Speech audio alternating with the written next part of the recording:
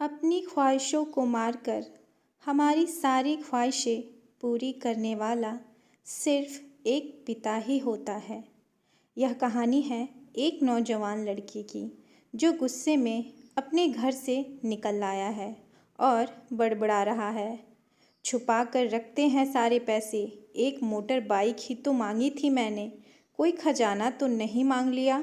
ठीक है, कोई बात नहीं।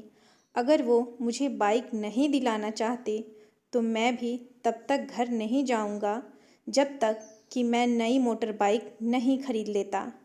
लड़का यह गुस्से में बड़बड़ाते हुए जा रहा था। तभी उसके पैरों में कुछ चुभा।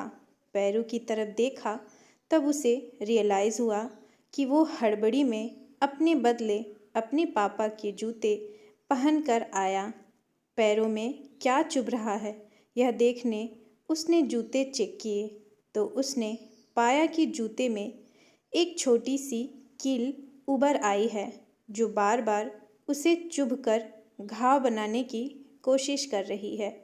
गुस्से में वो फिर बड़बड़ाया, मैं ठीक ही सोचता हूँ, मेरे पिता सच में बहुत कंजूस है।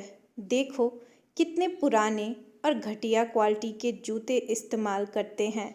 पता नहीं सारा पैसा छाती पर लेकर जाएंगे क्या।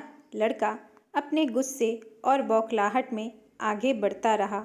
थोड़ी दूर जाकर एक बगीचे तक पहुंचा। वहां पर बेंच पर बैठ गया। अचानक वहां पर उसे याद आया कि वो अपने साथ अपने पापा का वॉलेट भी उठाकर लाया था। उसने सोचा आज पता चलेगा पापा पैसे कहाँ छुपा कर रखते हैं।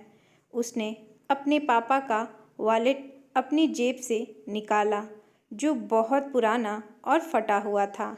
यह वही वॉलेट था जो पापा घर में किसी को छूने भी नहीं देते थे। जब लड़के ने अपने पापा का वॉलेट खोला तो उसमें महज 120 रुपये थे और अपनी फैमिली की फ़ोटो और एक छोटी सी डायरी थी। डायरी को देखकर लड़के ने सोचा, अच्छा तो इसमें छुपा कर रखे हैं सारे राज। इसी में लिखा होगा किसके कितने पैसे लेने या किसको कितने पैसे दिए हैं। अब पता चलेगा कि पापा ने कहाँ कहाँ पैसे इन्वेस्ट कर रखे हैं।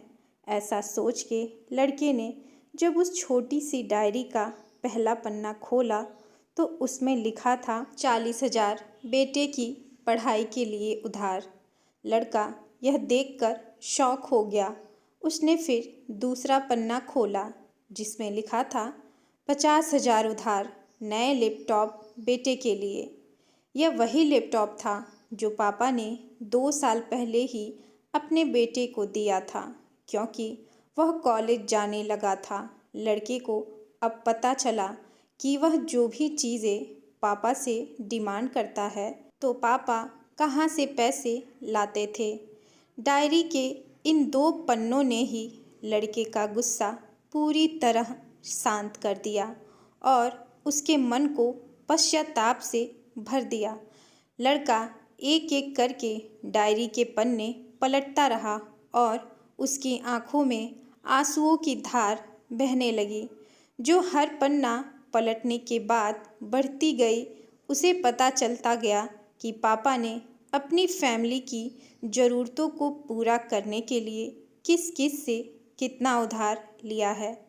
पन्ना पलटते पलटते लड़का पिछले दिन की डेट तक पहुंचा। पिछले दिन की तारीख वाले पन्ने पर लिखा था 50,000 बेटे की नई बाइक के लिए। इस पन्ने को पढ़ते ही बेटे को लगने लगा कि वो इस दुनिया का सबसे खराब बेटा है। लड़के ने जब डायरी का आखिरी पन्ना खोला तो उसमें लिखा था अच्छे जूते खरीदने हैं। हालांकि यह लाइन बेटे को समझ में नहीं आई लेकिन वह अब जल्द से जल्द अपने पापा को मिलना चाहता था।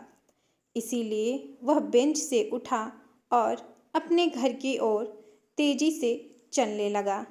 बगीचे के थोड़ा आगे रास्ते में पानी गिरा हुआ था जिस पर चलने के बाद लड़के को अपने पैरों में थोड़ी ठंडक महसूस हुई। उसने अपने पैरों से जूते उतार कर देखे तो दोनों जूतों के नीचे तल से फटे हुए थे, जिनसे पानी रीसकर पैरों तक आ रहा था। जूते में निकली कील भी लड़के के पैर में जख्म बनाने में कामयाब हो गई थी। अब बेटे को माँ की वह बातें याद आई जब माँ पापा से कहा करती थी, अब तो नए जूते ले लो, कितने पुराने हो गए हैं।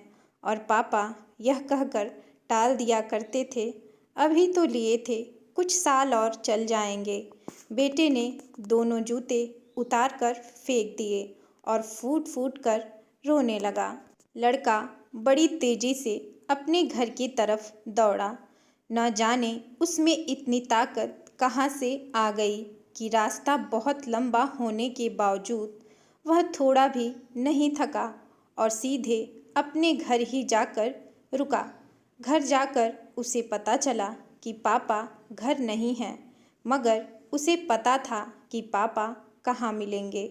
वह तुरंत नज़दीक के बाइक डीलर के शोरूम पर गया, जहाँ पर उसका पापा उसके लिए नई गाड़ी खरीद रहा था। लड़का दौड़कर अपने पापा के गले से लग गया और फूट फूट कर रोने लगा। जब पापा ने लड़के से पूछा कि क्या हुआ, तो लड़के ने अपने पापा से माफ़ी मांगी और कहा कि मुझे बाइक नहीं चाहिए, इन पैसों से आप अपने लिए नए जूते खरीद लीजिए और आगे से मैं कोई भी चीज़ खुद के कमाए पैसे से ही लूँगा। मैं बड़ी मेहनत करूँगा और आपका कर्जा भी चुका दूँगा। यह सब सुनकर पिता की आंखों में भी खुशी के आंसू आ गए। दोस्तों, बड़े खुश नसीब होते हैं वो लोग जिनके माँ बाप होते हैं, लेकिन अक्सर हम माँ बाप की मजबूरियाँ नहीं समझा करते। आशा करती हूँ कि यह कहानी सुनने के बाद आप लोग माँ बाप द्वारा इनकार की गई बातों की गहराइयों को समझने की कोशिश करेंगे। तो इसी के साथ ये कहानी समाप्त होती है। आशा करती हूँ कि आपको ये कहानी बेहद पसंद आई होगी। अगर पसंद आई है तो कृपया वीडियो को लाइक और चैनल को सब्सक्राइब करें और इसे अपने फैमिली और फ्रेंड के साथ भी शेयर करें। और हाँ, हमें कमेंट में भी बताएं कि आपको ये स्टोरी कैसी लगी। तो फिर कल मिलते हैं किसी और नई कहानी और जानकारी के साथ। तब तक के लिए नमस्कार। जय माता दी।